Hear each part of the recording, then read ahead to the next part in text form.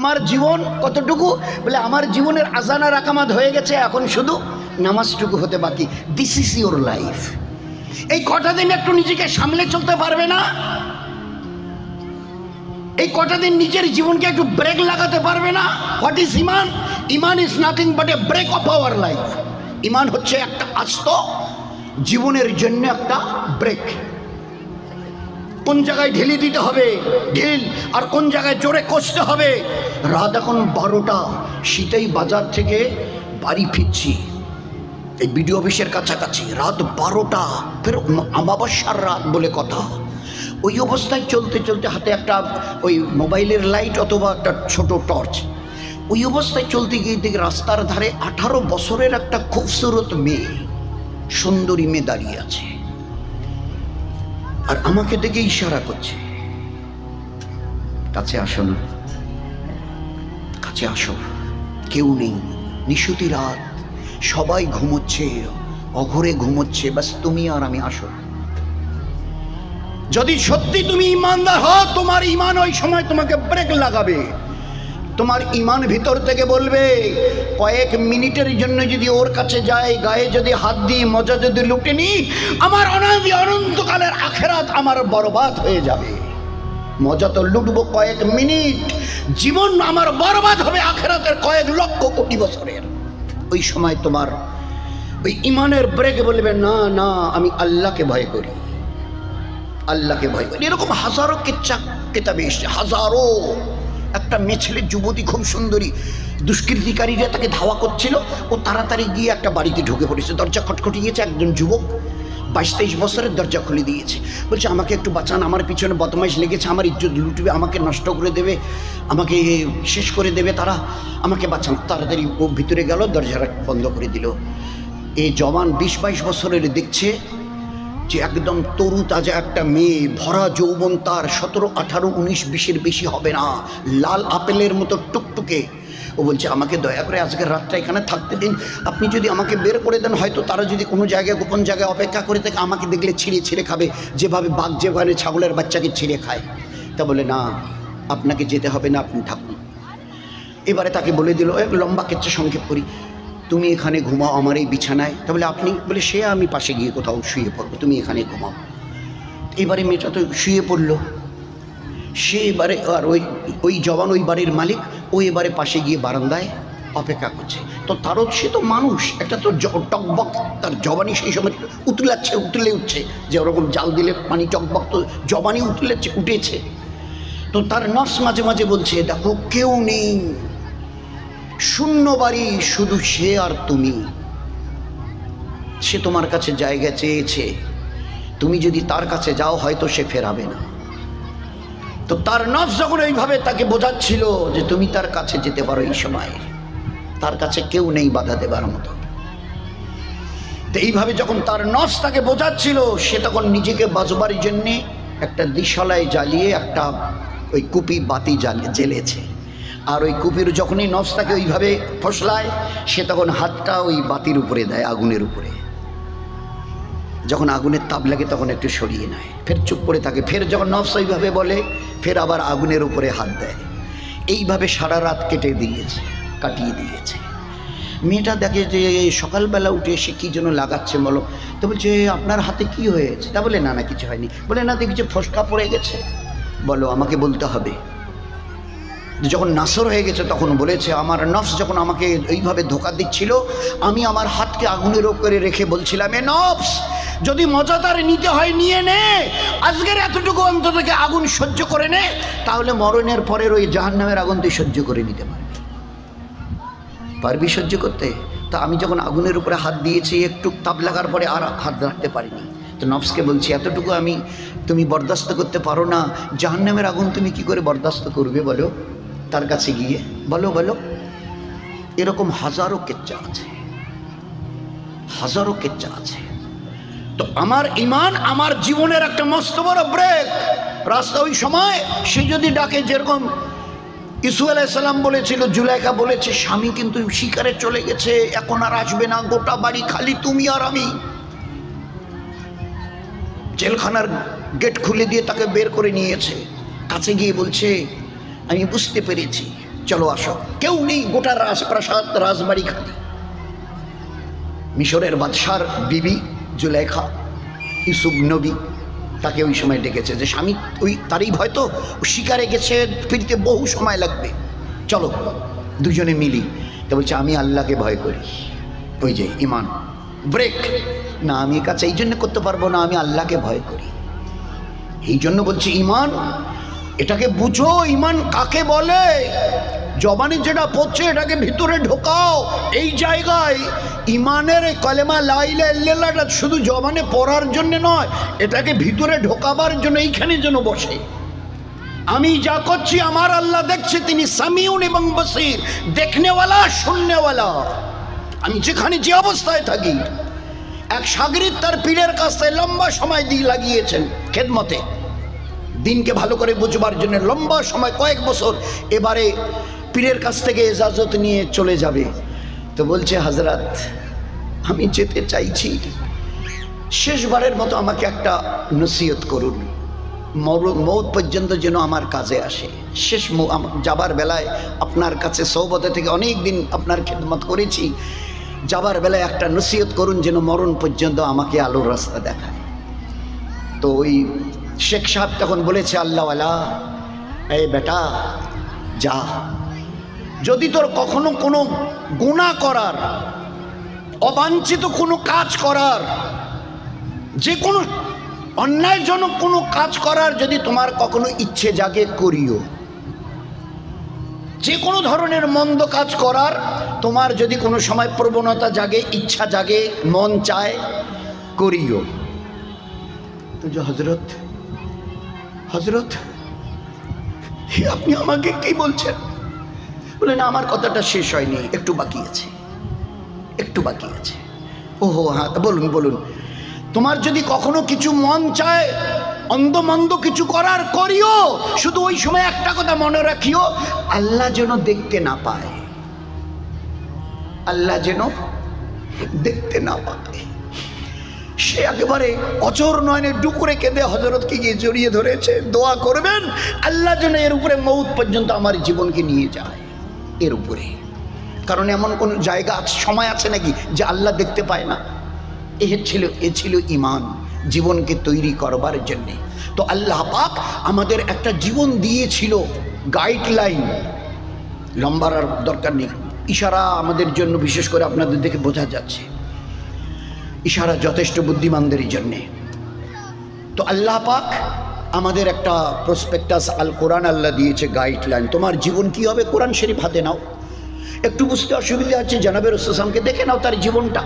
আচ্ছা, নবীজিকে একটু বুঝতে, হাজারো হলে রসুল তো, নবী তো, লক্ষ সাহাবা, এরা উম্মত, পুরুষরা, মেয়েরা, যুবকরা, যুবতীরা, এরা তো উম্মতি, এদেরকে দেখো, এরাও তোমাদের মতো, এরা উম্মতি, এদেরকে দেখে নাও। তো গাইড বুক, ফের তার সঙ্গে এরকম একদম পরিষ্কার, একদম ইঞ্জিনিয়ারের মতো মিসাল দিয়ে এই জীবনটাকে যেন আমরা মিলিয়ে নিয়ে তৈরি করে যেন ফিরে যেতে পারি। এরই জন্য আল্লাহ পাক একটা জীবন ব্যবস্থা আমাদেরকে দিয়েছিলেন। আজ আমাদের একটু অসুবিধা হচ্ছে, মাঝে মাঝে একটু ব্রেক ফেল হচ্ছে, ইমানের, আমালের ব্রেক ফেল। যেমন এই গতকালকের কথা, মানে যেভাবে ডেকোরেশন হয়েছে তাতে বললাম না যে অপর কওমের সাথীরা লজ্জা পাবে। করার আগে অন্ততপক্ষে মহাশা মুফতি সাহেব, এ তো ঈদ গেল, একটা খুশি তো এইরকমটা করতে চাই, চলবে তো? জিজ্ঞাসা করেছিলেন। কালকে একটা জায়গায় প্রথমে যেখানে গেছিলাম দেখি একটা জায়গা ছোট করে এতটুকু হবে, মানে ফুল দিয়ে ভালো করে ডেকোরেশন করে সাজিয়েছে, আর একটা দামি এরকম চেয়ার বসিয়ে দিয়েছে, আর সুন্দর করে পিছনে ডেকোরেশন।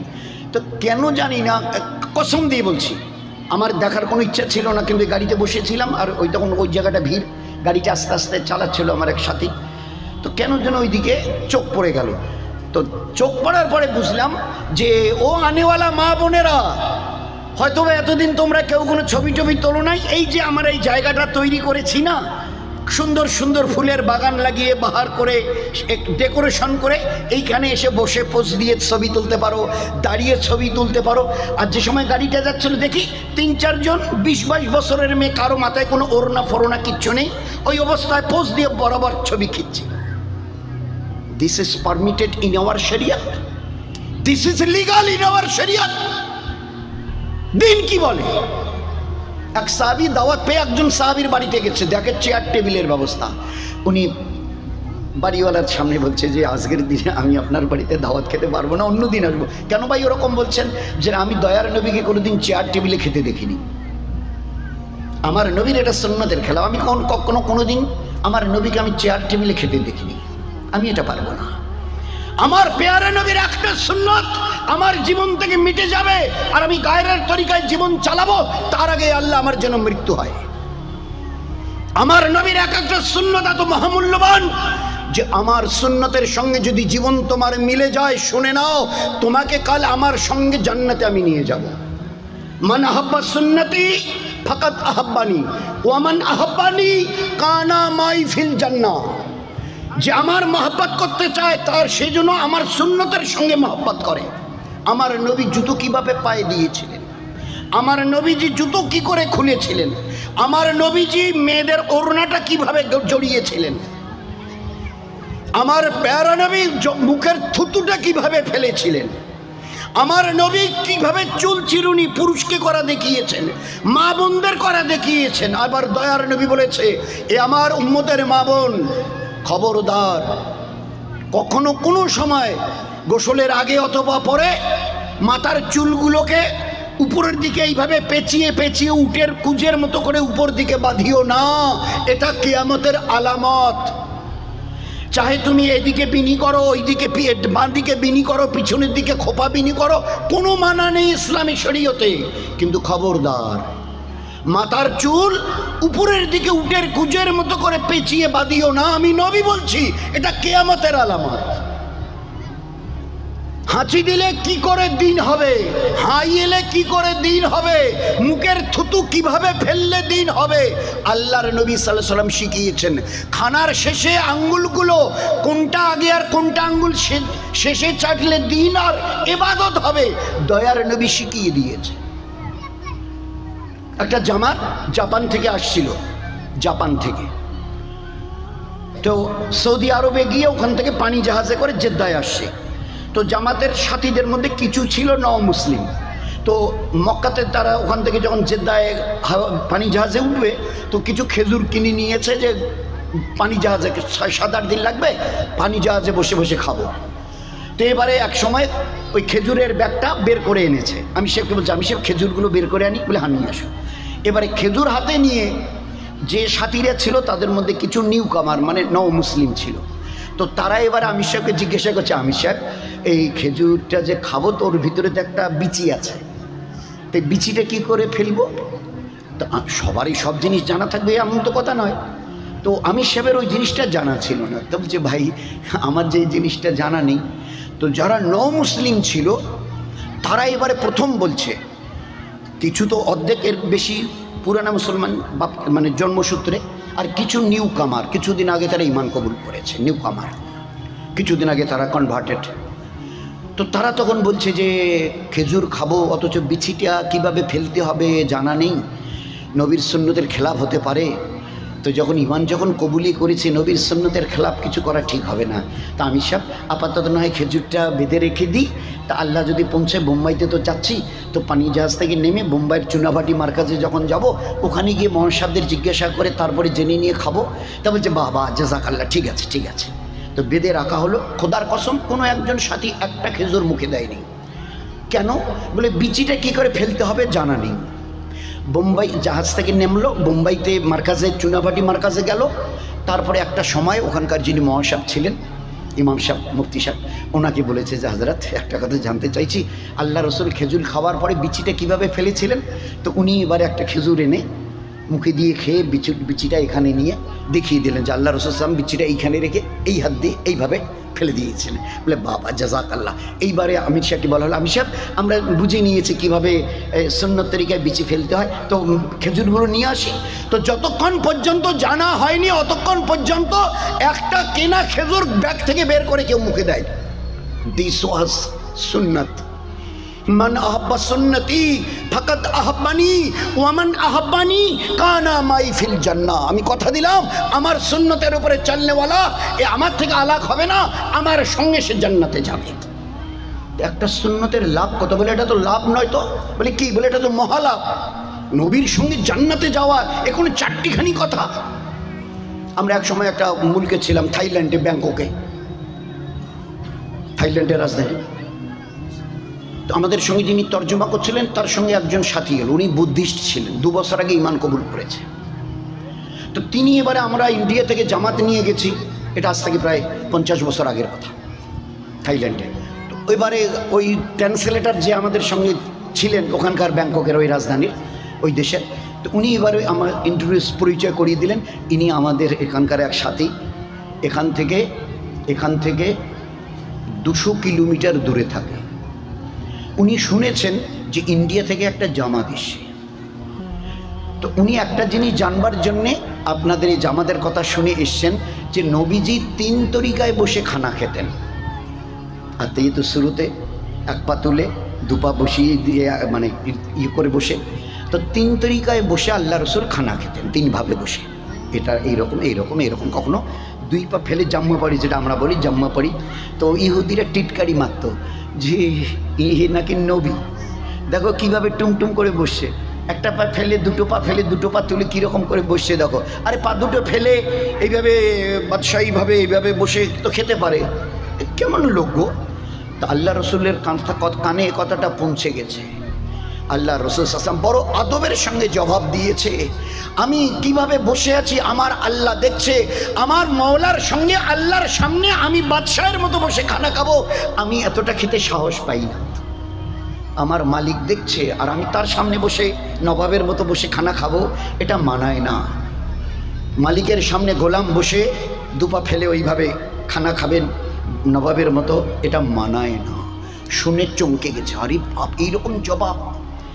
তো আমি পরিচয় করালেন যিনি ওই কথাটা জানবার জন্য এসছে, নবীজি 3টে তরিকায় বসে খানা খেতেন, তার মধ্যে সবচাইতে বেশি প্রিফারেন্স কোন তরিকাটাকে দিতেন ওইটা জানবার জন্য এসছে, যে 3টা তরিকা তো এই এর মধ্যে সবচাইতে কোন তরিকায় বেশি আল্লাহ রসুল খানা খেতেন ওইটা জানবার জন্য 200 কিলোমিটার থেকে 2 বছর আগে ঈমান কবুল করেনওয়ালা বুদ্ধিস্ট, বৌদ্ধ ধর্মের লোক ছিলেন উনি। দোস্ত, এই ছিল আমাদের জীবন ব্যবস্থা। আল্লাহ পাক একটা জীবন ব্যবস্থা দিয়েছিল যেটার কথা চিন্তা করতে পারবো না। শুধু একটু মিলিয়ে নিই, আল কোরআন। মায়েশাকে জিজ্ঞাসা করা হচ্ছিল সাহাবাদের, মানে কোরআন কি? বলে মুসলমানদের আমাদের জীবনের আমালের কিতাব। হয়ে গেল উত্তর, এক কথায় উত্তর। বলে ভাই তোমাদের কোরআন শরীফ কেউ যদি জিজ্ঞাসা করে, মুসলমান হোক, হিন্দু ভাই হোক, যে কেউ, anybody else of this world, ভাই আপনাদের এই কোরআন শরীফটা কি? বলে মুসলমানের জীবনটা কেমন হবে তার এই কিতাব, এইটা, দিস ইজ এ প্রসপেক্টাস। বাস এই দিকে জীবনটা তৈরি কর। বুঝতে একটু অসুবিধা হয় নবীকে দেখো, যদি ওখানে একটু অসুবিধা হয় তো সাহাবাদের দেখো, এরা তো সাহাবা, উম্মতেরা, এদেরকে দেখো, বুঝে যাবে। জীবনটাকে শুধু একটু মিলিয়ে নিয়ে চলে আসো, দেখো কোনো চিন্তা থাকবে না দুনিয়ায় না আখিরাতে, খালি একটু যদি মিল খেয়ে যায় জীবনটা, একটু যদি কম বেশি হয় একটু বোধহয় অসুবিধা হবে। শেষ করি, যদি একটু অসুবিধা হয় আমাদের মা বোনদের, আমাদের জওয়ান ভাইদের, যুবতী মা বোনদের, বেটি ভাস্তিদের, তো বোধহয় একটু অসুবিধা হবে। কীরকম? আমি একটা ইনস্ট্যান্স ঘটনা বলি। ওকরাবাড়ি, এই বোধহয় এখানে হাত তুলতে বলতে বোধহয় 90% লোক হাত তুলবে। ওকরাবাড়ি কতবার গেছি, ওকরাবাড়ি বাজারটা, আর বাজারের উপরে ব্লক মসজিদটা, একলে বাজারের উপরে হাইরোড, এদিকে গীতালদা, এইদিকে দিনহাটা, মাঝখানে ওকরাবাড়ি বাজার, আর বাজারটার একটা রাস্তার উপরেই হলো ব্লক। আর ঠিক ব্লকটার উল্টো পিঠে একটা ডিসপেন্সারি, দাওয়ার দোকান, ওষুধের। মালিক আনারুল হক, সম্পর্কে আমার একটু ছোটো ভাইরা হয়, মানে আমাদের ওই মাস্টার হকদার ভাই, ওকরাবাড়ি হায়ার সেকেন্ডারি স্কুলের যিনি টিচার ছিলেন, দোয়া করবেন, বেচারা একটু অসুস্থ, ওই বাজারের উপরেই তার বাড়ি। ওরেই বোন পড়েছে, বোনটার নাম সাইদা, আর এর নাম ভগ্নিপতিটার নাম আনারুল। বাড়িতে আমি বহুবার গেছি, আল্লাহর কি ইচ্ছা ওই বাড়িতে আমি গেছি সকালের দিকে, এই 9টা, সাড়ে 9টা, 10টা। ওর মেয়েটাকে বোধহয় 2 কি 3-তে পড়ে, সাজিয়ে টেজিয়ে দিল ওই কেজি স্কুল নার্সারিতে। গাড়ি এলো, চলে গেল। আমি ওখানে বসে আছি, নাস্তা পানি খেয়ে আনারুলের সঙ্গে গল্প করছি ওই ভাড়াটার সঙ্গে। এই বোধহয় আধা ঘন্টা যাবার, আধা ঘন্টা, 1.5 ঘন্টা পরে একটা গাড়িতে করে ওই ভ্যানে করে একজন স্কুলের বয়কে দিয়ে মেয়েটাকে বাড়ি পাঠিয়ে দেওয়া হলো। তো ওর মা জিজ্ঞেস করলো, তোকে স্কুল পাঠানো হলো, গাড়ি এলো, তোকে স্কুলে পাঠিয়ে দেওয়া হলো, তো তুই স্কুল থেকে চলে এলি কেন? তো বলে, মা ম্যাডাম আমাকে আর স্কুলে আমাকে থাকতে দিল না। কেন কেন কি হয়েছে? তো বলে, তুমি সব কিছু আমার ভালো করে সাজিয়ে গুজিয়ে দিয়েছো, এইখানে যে ওই যে আমরা ব্যাস বলি না, আসলে ওটা ব্রোঞ্জ, তো ওই যে এখানে যে ব্যাসটা লাগাতো না, স্কুলের নাম লেখা একটা ওই যে এরকম ওতে সেফটি পিনের মতো থাকে যেভাবে এইটা লাগানো হয়, তো ওই ব্যাসটা তুমি কেন লাগাওনি? তুমি সব জুতোটা ঠিক দিয়েছো, মোজাটা ঠিক দিয়েছো, প্যান্টটা ওই রঙে দিয়েছো, জামাটা ওই রঙে দিয়েছো, টাইটা ওইভাবে দিয়েছো, ব্যাগের কালারটা ঠিক আছে, বোতলের রঙটা ঠিক আছে, সব কিছু ঠিক আছে, তুমি ওইটা লাগিয়ে দাওনি কেন? ম্যাডাম দেখে বললো যে না, তোমার এটা ব্যাসটা লাগানো নেই কেন, এটা তো মেনে নেওয়া যাবে না, তুমি আজকের মতো স্কুল থেকে চলে যাও, স্কুলে তোমাকে পৌঁছে দিয়ে আসবে আমাদের বয়, পৌঁছে দিয়ে আসবে, কালকে যখন আসবে না এটা লাগিয়ে এসো, তোমাকে স্কুলে থাকতে দেওয়া হবে। আমি জিজ্ঞাসা করলাম, সাইদা কিছু বুঝছো? ওরে আমার বোন সাইদা কিছু বুঝছো? ও বললো, কেন দুলে ভাই, কেন কি হয়েছে? বলে, তোমার এই মেয়েটার পায়ের জুতো কে কিনে দিয়েছে, ম্যাডাম না তুমি? বলে, আমি। ওর মোজাগুলো? বলে, আমি। তোমার এই বাচ্চাটার প্যান্টটা? বলে, আমি। জামাটা? বলে, আমি। টাইটা? আমি। ব্যাগটা? আমি। পানির বোতলটা এই রঙের? আমি। তা সব কিছু তুমি দিয়েছো, আর তোমার মেয়েটার ওই ব্যাসটা শুধু লাগানো ছিল না। আর ওই যে ম্যাডাম পড়ায় তাদের বেতন কে দেয়? অন্য কেউ? বলে, না আমরাই দিই। তো তোমরাই, তোমার বাচ্চার সমস্ত খরচ তুমি দাও, তোমরা দাও, আর ম্যাডামেরও সারা মাস যাতে ভালোভাবে চলে তারও বেতন। শুধু তাদের প্রসপেক্টাসে যা ছিল তার একটা সামান্য একটু ফল্ট পেয়েছে, এই ব্যাসটা লাগানো হয়নি, অথচ তার পুরো খরচ তোমার দেওয়া, ওনাদের ম্যাডাম সব কজনের খরচ তোমাদের দেওয়া, তোমার বাচ্চিটাকে স্কুলে অ্যালাউ করেনি, ফেরত দিয়েছে। কিছু বুঝতে পারলে? বলছে, না দুলে ভাই। আমি তখন ওকে বললাম, শুনে নে আনারুল, তুইও শোন, কিয়ামতের মাঠে আল্লাহ ওই করবেন। আমার নবী ইমামুল আম্বিয়া তাজদারে মদিনা জনাবে রাসূলুল্লাহ সাল্লাল্লাহু আলাইহি ওয়াসাল্লাম আমার আরশের পাশে তাকে দাঁড় করিয়ে দেয়া হবে। তোমরা যারা বলছো ইনি আমার উম্মত, কাছে আসো, পায়ের নখ থেকে মাথার ফুল চুল পর্যন্ত জীবনটাকে মিলিয়ে নাও, যদি মিলে যায় সেইটা জান্নাতে চলে যাও। কিন্তু যদি মিল না খায়, কিছু যদি ফল্ট রয়ে যায়, তো তোমার মেটার মতো যদি স্কুল থেকে বের করে যদি দেয়া হয়, আল্লাহ যদি জান্নাতে ঢুকতে না দিয়ে বের করে দেয়, কিছু বলতে পারবে ওই দিন? লাকাদ কানা লাকুম ফি রাসূলিল্লাহি উসওয়াতুন হাসানা। He was the best example for you to follow. Oh, you the peoples of this world, if you want to follow anybody else of this world, that is the Prophet sallallahu alaihi wasallam. আরে ও জগতের মানুষ, ও বিশ্ববাসী, কোন model নমুনা মানুষের মতো মানুষ যদি দেখতে পাও, আমি এই নবী মুহাম্মদ রাসূলুল্লাহ সাল্লামকে মানবতার স্বর্ণশী করে পৌঁছে দিয়েছি। তার নমুনা বনো, নিজের জীবনকে মিলিয়ে নিয়ে, চাই পুরুষ হওয়ার মেয়ে ছেলে, মিলিয়ে নিয়ে চলে আসো। কিয়ামতের ময়দানে লম্বা সময় ধরে হিসাব কিতাব নেই, কাছে আসো, মিলিয়ে নাও, যদি মিল খায় সেইটা জান্নাতে চলে যাও। যদি মিল না খায়, সব ঠিক ছিল, ব্যাসটা শুধু লাগেনি বলে অ্যালাউ করেনি। আমার পেয়ারা নবীর হাজারো লাখো সুন্নতের একটা দুটো পাঁচটা 10টা সুন্নত যদি বাদ যায়, আল্লাহ যদি জান্নাতে ঢুকতে না দেয়, কি করবে বলো না? এই জন্য আল্লাহ বলেছিলেন, লাকাদ কানা লাকুম ফি রাসূলিল্লাহি উসওয়াতুন হাসানা। এর চাইতে বেহতরিন নমুনা পৃথিবীতে খুঁজে পাবে না। কি দুনিয়ার লাইনে, কি দিনের লাইনে, কি জ্ঞান বিজ্ঞানের লাইনে, এর নমুনা খুঁজে পাবে না। আল্লাহ পাক জ্ঞানের পূর্ণতা আল্লাহ পাক তাকে দিয়েছিলেন। আমরা সায়েন্সের বড়াই নিশ্চয়ই করার দরকার, কোনো জিনিস যদি সত্য দেখি তো তারিফ করাই দরকার, কিন্তু তার আগে দেখতে হবে মহানবী সাল্লাল্লাহু আলাইহি ওয়াসাল্লামের কাছে কি ছিল, কি ছিল। খালি একটা ছোট্ট বলি, শেষ করে দিই। এ আমার উম্মত, পুরুষ হোক মেয়ে ছেলে, কোনো গরম খাবারে কোনোদিন মুখের নাকের ফু দিও না। এই চাটা ঠান্ডা হয়েছে, দুধটা একটু মানে গরম হয়েছে, চাটা একটু গরম, দুধটা একটু গরম, ভাতগুলো একটু গরম হচ্ছে, তাড়াতাড়ি খাওয়া যাচ্ছে না, তো চাটা একটু কাপটা হাতে নিয়ে আমার উম্মত খবরদার, মুখ দিয়ে হাওয়া দিয়ে একটু পাকা টাকা দিয়ে কিছু করো, কিন্তু মুখের নাকের হাওয়া দিও না। কবে বলেছেন? আজ থেকে 1400 বছর পিছনে। এই কটা দিন আগে আমরা কি বলতাম? চায়ের কাপটা হাতে নিয়ে ফুকোচ্ছি আমি একজন, যে পাশে একজন মুসলমান ভাই ভাই ওভাবে কোনো খাবারে ফুক দিতে নেই। ওহো, এগুলো আপনাদের ধর্মের বাড়াবাড়ি। চাটা গরম, তাই গরম চাটা মুখে ঢেলে দিয়ে মুখটা পুড়িয়ে দিই, বলেন আপনি বলেন।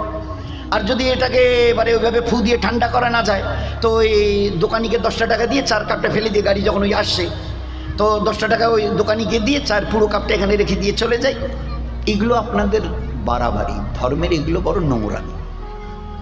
সেদিনের কথাটা শুনতে হয়েছিল, কদিন আগে এই কথাটা শুনতে হয়েছিল। যেমন এটা শুনতে হয়েছিল, কি এটা বলে, এটা সুকটান গো, সুকটান। রাত্রিবেলা যদি জাগতে চাও, পড়াশোনা করতে চাও, কোনো থিসিস নিয়ে কোনো ব্যাপারে চিন্তা ভাবনা করতে চাও, সুকটান। আমার দয়ার নবী বলতেন, এটা তোমাকে সুকটান বলছো তোমরা? আমি তো আমার নবুয়তের চোখ দিয়ে দেখে বলছি এটা সুকটান নয়, এটা বিষটান,